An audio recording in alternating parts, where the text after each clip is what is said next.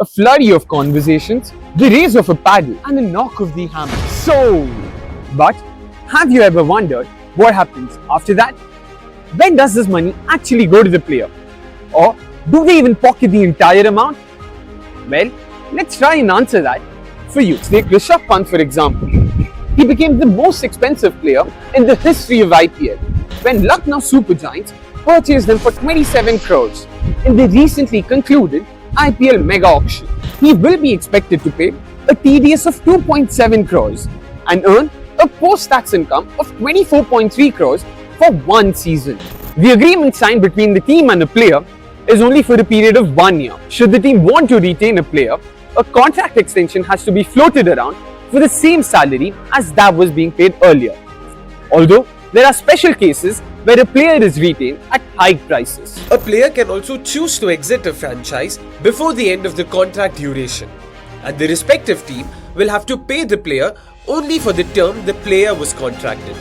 Overseas players have it slightly different. Foreign sportspersons taking part in the tournament are taxed at a flat rate of 20% on the income they earn. On top of that, the respective foreign cricket boards are paid 20% of the final bid for granting an NOC and allowing their players to participate in the tournament. Although, this fee is paid from the IPL Central Revenue Pool. Josh Butler, the most expensive foreign purchase in IPL 2025 Mega Auction, pinched 15.75 crores out of Gujarat Titans' pocket, 20% of which, amounting to 3.15 crores, will go to the ECB, with the amount being borne by BCCI. There was a minor tweak made to this in September this year, as the BCCI announced a cap on the price overseas players can command at an IPL auction. The rule implies that salaries of premium overseas players will henceforth be no more than that of the highest earning Indian player in the previous season, whether the price at which he had been retained or the highest bid attracted at last year's auction, whichever is lower. This was only introduced a couple of months ago and will come into effect from the next auction. Virat Kohli is the most expensive Indian to be retained, with Royal Challengers Bengaluru holding on to the Indian superstar for a fee of 21 crores. Meanwhile, Rishabh Pant was the most expensive Indian at the auction with a salary of 27 crores. This means that no overseas player will receive more than 21 crores in the next auction. Unlike the initial years, the cap won't be enabled at the auction with a tiebreaker to break it. Instead, teams will continue bidding till they get the player, and the differential will go to the BCCI coffers.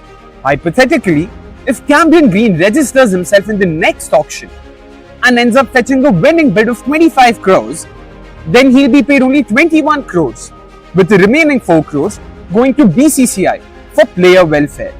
What happens to players who are bought in the auction but do not get to play a single match?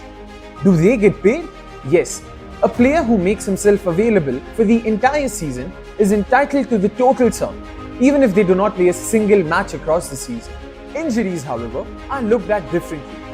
If a player gets injured before the start of an edition, then IPL teams aren't liable to compensate them. A player will be paid in full in case of any mid-season injury. If a player backs out before the start of a tournament, then IPL teams won't be expected to cough up the salaries. And in case a player backs out in the middle of a tournament, then the player will be paid on a pro rata basis. Big amounts mean big transactions. So, how do franchises pay their recruits? Are all players paid in advance before the tournament begins? Disbursal policy varies from franchise to franchise, but there are a few popular modes that teams stick to. Some franchises pay in full at the start of the first pre-tournament camp. Some pay half of the salary before the tournament starts and the remaining during the tournament. Some of them split it into 3 chunks, 2 small chunks that are paid within a stipulated time before and after the tournament, and a major chunk that's paid during the tournament.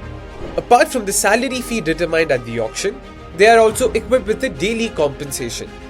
Yet again, this allowance depends on the teams and other factors, such as whether the tournament is being held in India or outside. For a home IPL, the rule of thumb is that players get anywhere between 5,000 rupees per day to cover their meal and other daily expenses. So that's the whole story which brews between players and their respective franchises. Do let us know in the comment section if you have any queries. And like always, don't forget to like, share and subscribe to cricket.com.